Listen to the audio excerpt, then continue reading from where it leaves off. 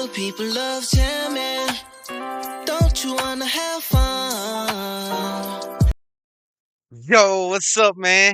Welcome back to the coolest channel on this side of the Mississippi. You know where you at. CeeLo Reacts. And boy, do I got a banger for y'all today. Hey, how many of y'all out here fuck with that simulation theory? I got a very interesting one for y'all today. Man, it's a banger.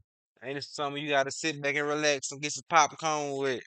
But without further ado, let's get into it. You should swallow one piece of gum every 7 years. Okay, so we all know we live in a big simulation, right? Everything around us is computer generated, right? But there's one thing that isn't part of the simulation. That's gum. Gum is weird. You chew it. You could just chew forever. That's because gum comes from outside of the simulation. Gum is real.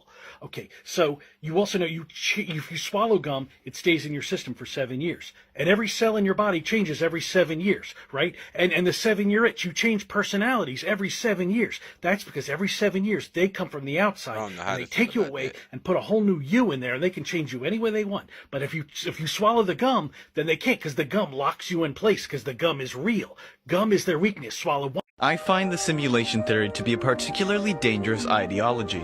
Let me explain.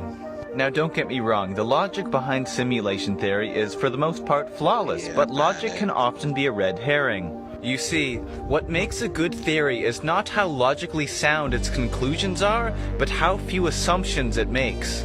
The reason why simulation theory is so logically sound is because it makes a massive amount of assumptions, and with a lot of assumptions you can prove pretty much anything you want.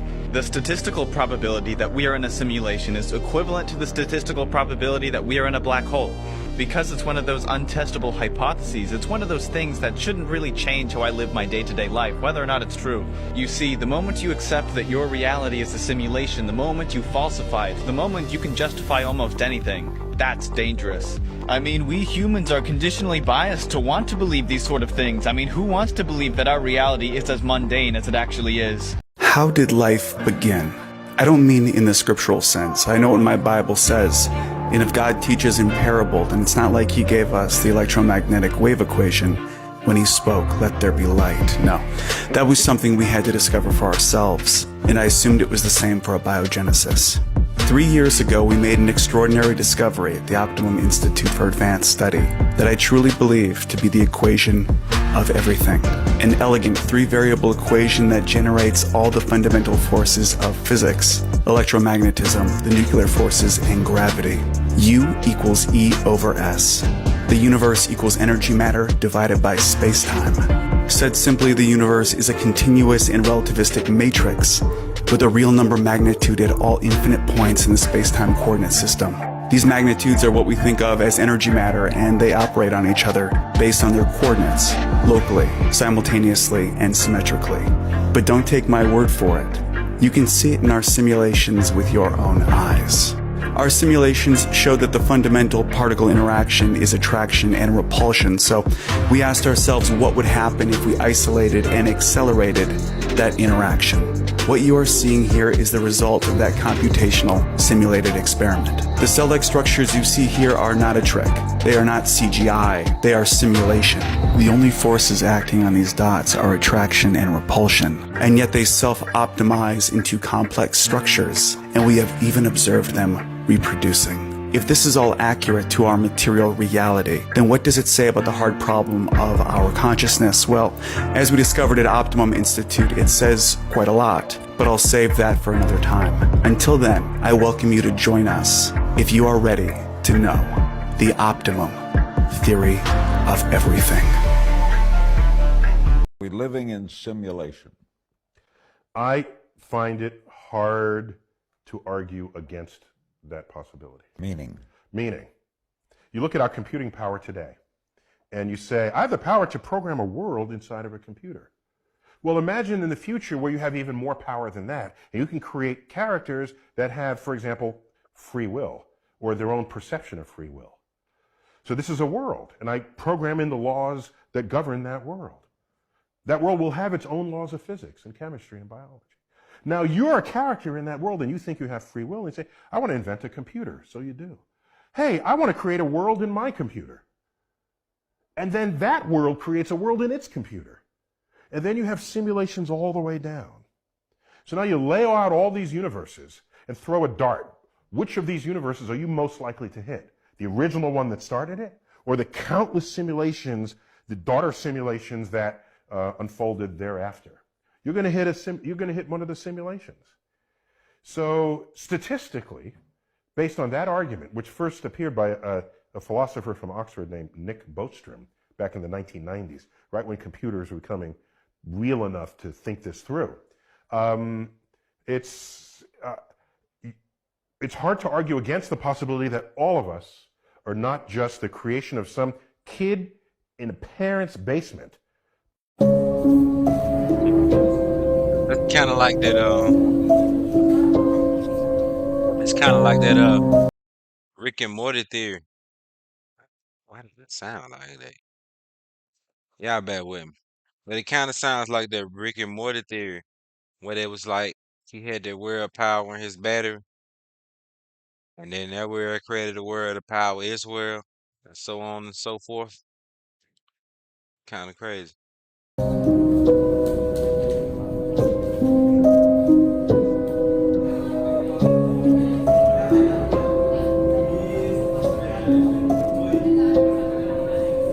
What if our reality isn't what it seems? Some scientists, like Nick Bostrom, Neil deGrasse Tyson, Max Tegmark, and even Elon Musk believe that our world could be nothing more than an advanced computer simulation. Did the Matrix movie serve as a warning about the true nature of our reality? This theory could potentially offer explanations for unexplainable phenomena such as paranormal activities, the absence of other life in the universe, and the variations in physical laws observed throughout deep space. It's possible that as civilizations reach advanced levels of technological development, they may create simulations of their own, resulting in each level becoming increasingly realistic and difficult to distinguish from reality. What if everything you thought was real is just an illusion? Are you ready to uncover such truth? People literally come up to me every single day and they say, but how do you know we're in a simulation? I'll tell you. Cars and buses. You're telling me that a bus that can seat two people have an aisle running down the middle and a stairwell going up the top fits in the same lane as my tiny car that I can touch the other side of the door if I wanted to? That's just good coding by the simulation. That's how I know. That's all the proof that you need. Cars and buses. So there's a theory that we're all just living in a simulation, or the Matrix. And one of the things the people who believe in this theory say is, how many times have you seen your neighbors bringing in their groceries? Think about it. They have to go shopping because they got to eat. Everybody's got to eat, so everybody must go grocery shopping. But how many times have you seen your neighbors bring in their groceries? Maybe you haven't, because we're really just living in a simulation. I don't know what to think about this, but I almost never see my neighbors bringing their groceries. Shabadoo! I'm the main character and all you guys are NPCs. No, I'm the main character. I'm main. I'm in charge. Quantum physics has, one or two major mysteries, one of which is called quantum indeterminacy, or the observer effect. And the best way to explain it is the idea of Schrodinger's cat. And there's this cat who's in a box, and he's a 50% chance of being alive after an hour and 50% chance of being dead. Now, we would say, common sense tells us the cat is alive or the cat is dead. Can't be both.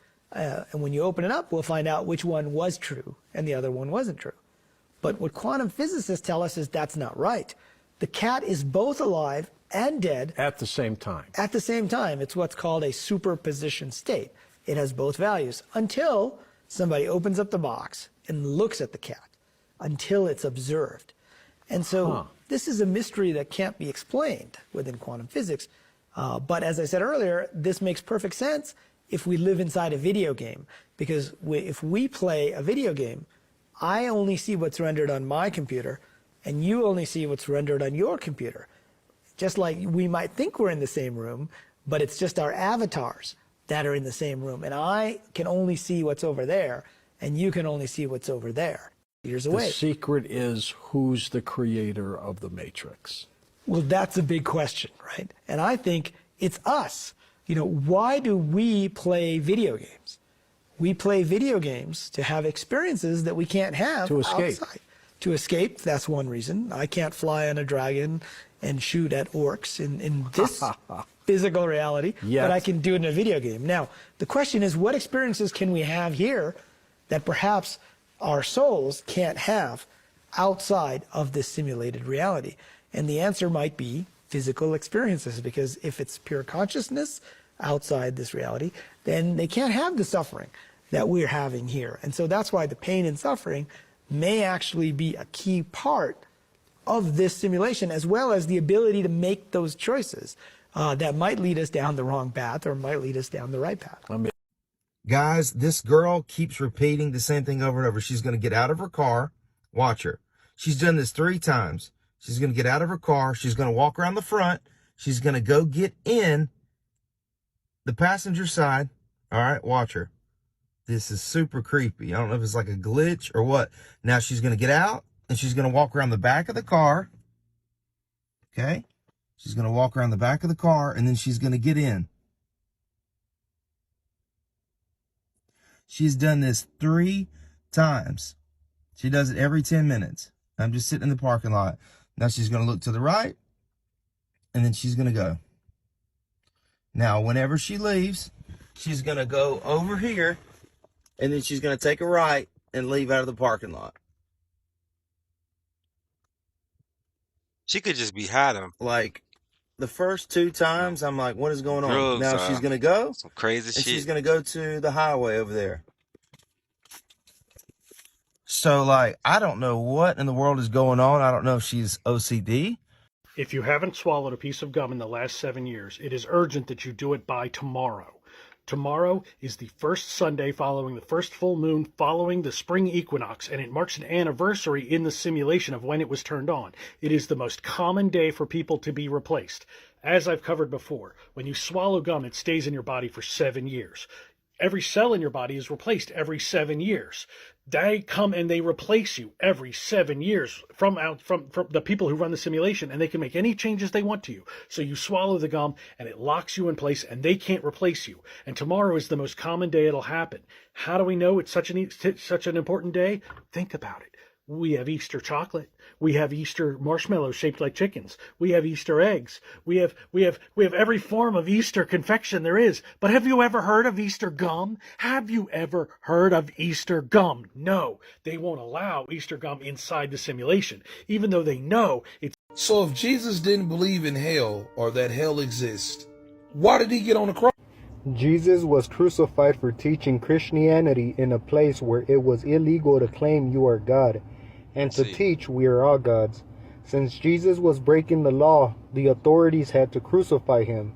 Jesus was willing to get crucified because he wanted to save everyone from a hell state of mind. The education on Christianity teaches that we are all immortals in our true identity, which is the Holy Ghost, within the body. Most people believe to be the body. In that identity, they are under the law of mortality, believing to be mortal.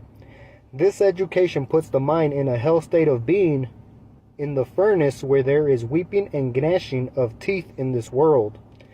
The physical body cannot survive earth fire as it turns into ash if it was cremated, yet alone a literal hellfire. When Jesus said, "If your right hand causes you to sin, cut it off," it is a metaphor for rewiring the neurons in the brain to destroy the impulse that causes your right hand from sinning. Through the process of meditation, you can rewire the brain. What does it benefit a man to cut off his right hand if the brain will still send the impulse to the left hand, where the fire of the impulse is never quenched? When Jesus said, "Do not fear the one who can destroy the body and not the soul, but fear the one that can destroy both,"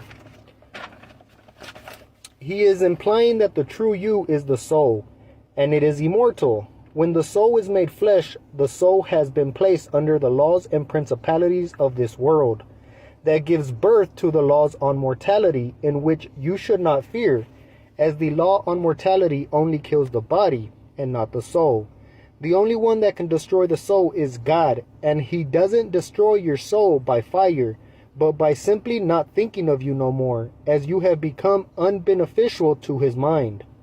When Jesus died on the cross, He resurrected the Christ, and many people witnessed the resurrection, giving evidence that life after death does truly exist, giving people salvation from a hell state of mind, believing in the law of mortality. The law of mortality is done away with in the education on the Christ. The physical world is Satan's world. Satan is the god of this world. Satan is the prince of darkness that blinds the mind so that you cannot see the truth. Satan is a metaphor for the physical world being a simulation that mimics and perverts the absolute truth through the process of deception. In the absolute truth, you are immortal. Jesus did not believe in a literal hell, but in a hell state of mind when your mind is under the law of mortality. You are released from the law when you are bound to the education on Christ on your immortal identity. Is life just a simulation? Well, here's the thought. We live more than 80 milliseconds in the past. This is the average length of time our brains take to process sensory information and the time it takes for light to reflect off objects and enter our eyes. So you've never experienced real time. What we see has already happened slightly before we get to perceive it. So you're always lagging behind the present, never being able to catch up. It's all a game. We live in a matrix. It's a thought experiment. These are the last words of tech CEO Erin Valenti before she disappeared and was found dead in California. Before she disappeared, the missing tech CEO's parents said the daughter had a bizarre, totally out of character mental breakdown. Erin Valenti had never had any problems with her mental health in the past, and in her family there was no history of mental illness. Erin had just gotten done attending an intensive technology conference. Something that Erin saw, experienced, or learned at that conference had her completely convinced that we are living in the Matrix. She was convinced that life is some sort of thought experiment, some sort of simulation, and not totally real. Erin was found discovered in the backseat of her rental car on a residential street in San Jose. This is very, very strange. Major NPCs over there, what are they doing? Standing, looking through the glass and what's going on inside. They keep like walking up and down and doing exactly the same thing. Oops, I'm not doing something just weird. Major NPCs. That's wild. What is that? What are they doing? Weird. Do we have a deal, Mr. Reagan? You know, I know this steak doesn't exist. I know that when I put it in my mouth, the Matrix is telling my brain that it is juicy and delicious. After 9 years, you know what I realize?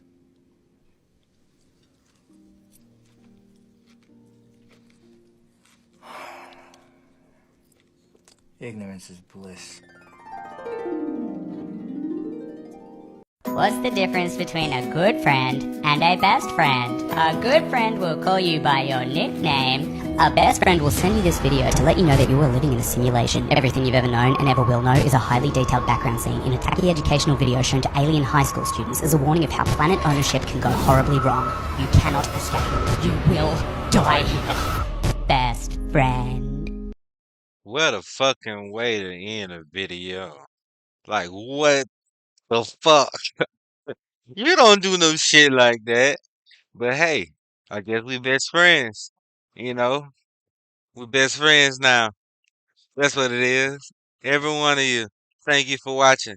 And don't forget, if nobody told you they love you today, I love you. Thank you for watching. And comment, tell me you love me too. But you ain't gonna hold y'all up. I'll take it easy.